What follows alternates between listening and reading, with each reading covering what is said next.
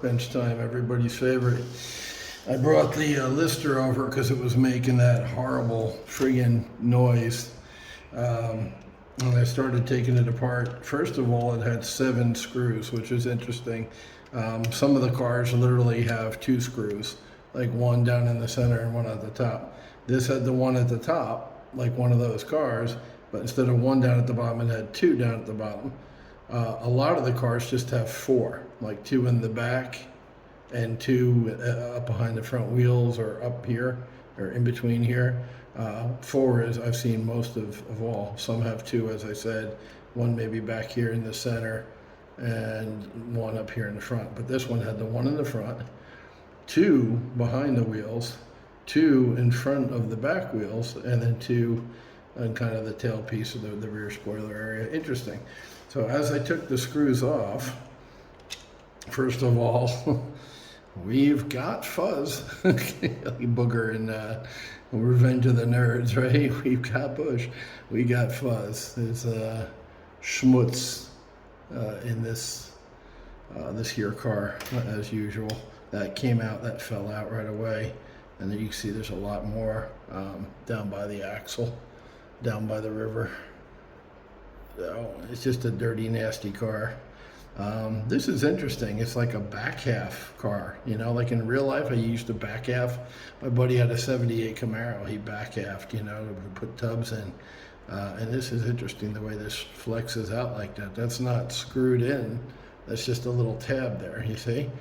So I took out all 3 of the screws in the front and this dropped out, as I said. And I'm sitting here going, I think at some point this broke, something happened, somebody glued it in because all the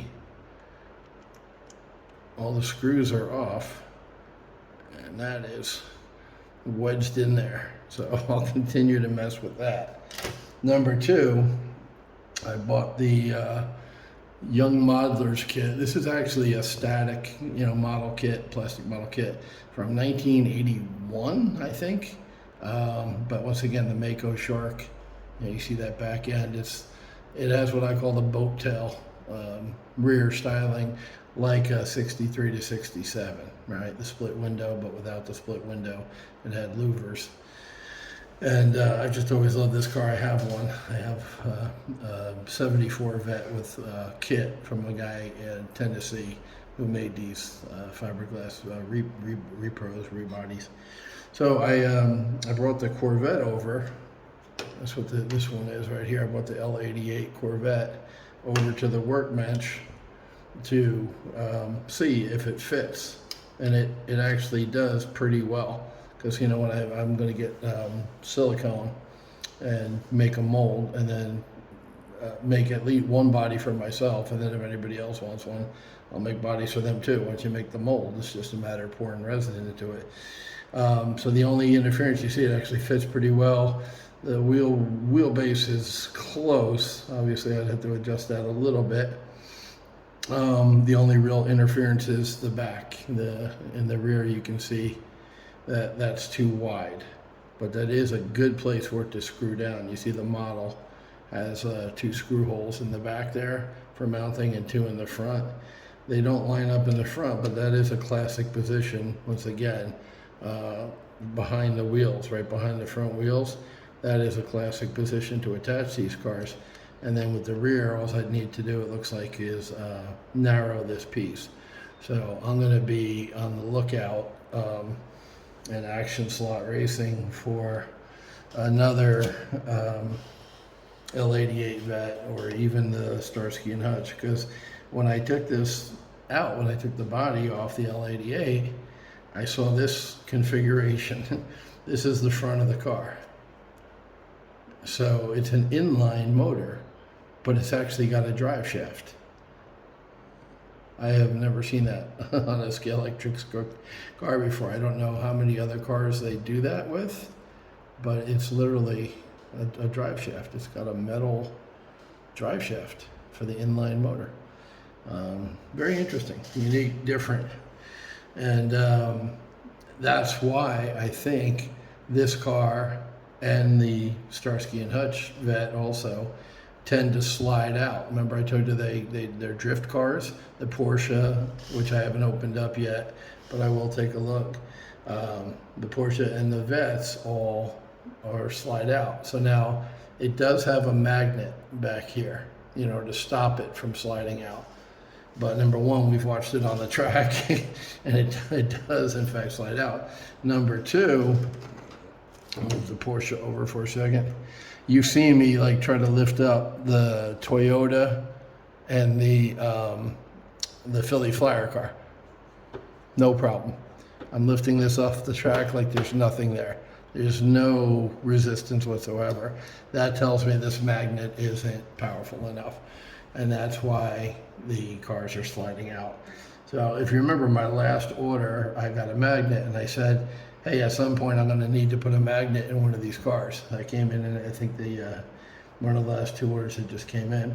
So it happens to be the right thickness and the right width to slide in up in this little notch behind the motor. It literally slides right in like it's made for it. So, you know, in general, just snap that in. Yeah. In general, I want to keep these cars light.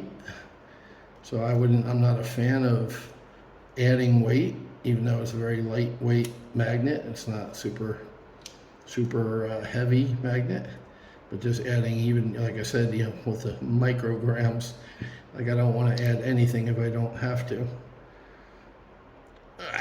Get in there, you little bastard. It slots in there. And of course, it's trying to climb up into the drive shaft because it's a magnet and it's metal. There we go. Yeah, you got to get it into the slot. You can hear it. Get back down there. The easier way to do this, of course, is to take the drive shaft out, lift the pinion out and take that drive shaft out. Yeah, you can see it's slotted up. I got to get it down low enough so that the other one will go into the slot.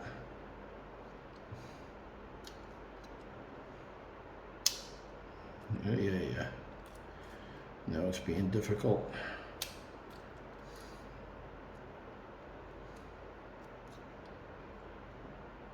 Get in there, you bastard. There it goes. At least it won't come out now, right? So there, I put a second magnet. It's clear of the drive shaft, but it is pulling on it. I can feel the magnetic pull from that screwdriver. So I'm hoping that second magnet will keep it on the track better, because like I said, this is a slip sliding away drift car. So I'll put it back on the oval and see if it's any better. I'll keep working on this without trying to break it, although I strongly suspect somebody super glued that. Once I saw the unique drive shaft, I wanted to check it out, so I brought the Starsky and Hutch car over, and that has the same thing. They both have some schmutz in them too. Once again, these used cars that were run on the floor a lot. You see there's something down in the rear axle. I got to clean that out. Some kind of hair, fur, something. An unknown object is residing inside the car. Both Corvettes, the driver pod is loose. The L88 and the Starsky car, once again, they're the same car, just a different paint job. So both of those need to be glued down.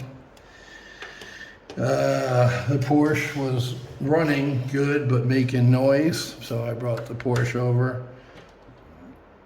I'll check that out. Once again, I wanted to run all these cars unlubed to see how they run first, and then after lube to see what difference. But I suppose if I just do that with a few cars, that will get the point across. Because while I have this open, I'll go ahead and lube it. Because you remember when I coughed this one up, it was loud as balls and didn't move. And the tires look really sketchy. I think the tires definitely need to be replaced. So I'm going to have to make an order through my buddy Jeff because I'm 11 hours ahead. So my nighttime is early morning in the United States, especially in the East Coast, and my morning is late night. So that, Slack Car Corner is going to be closed when I wake up. Because I wake up at 6 a.m. That's 7 a.m. or 7 p.m. I'm sorry, on the East Coast. I'm sure he's closed by then. And when he's at work 10 in the morning, that's 9 p.m. for me. So I'll get Jeff to order for a bunch of cars new tires, because obviously those rear tires need to be replaced. They're in rough shape.